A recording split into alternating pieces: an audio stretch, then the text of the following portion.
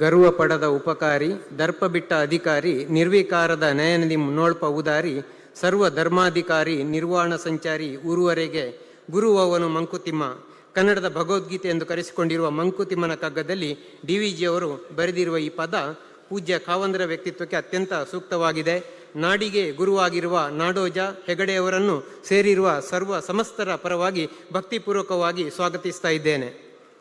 ಮಾನವರೆದೆಯಲ್ಲಿ ಆರದೇ ಉಳಿಯಲಿ ದೇವರು ಹಚ್ಚಿದ ದೀಪ ಎಂಬ ಆಶಯದೊಂದಿಗೆ ಹಿರಿಯ ಸಾಹಿತಿಗಳು ಅಂಕಣಕಾರರು ಆಗಿರುವ ಪ್ರೊಫೆಸರ್ ಪ್ರೇಮಶೇಖರ ಅವರು ಇದೀಗ ಈ ಅಧಿವೇಶನವನ್ನು ದೀಪ ಬೆಳಗಿಸುವುದರ ಮೂಲಕ ಉದ್ಘಾಟಿಸುವಂತೆ ಪ್ರಾರ್ಥಿಸ್ತಾ ಇದ್ದೇನೆ.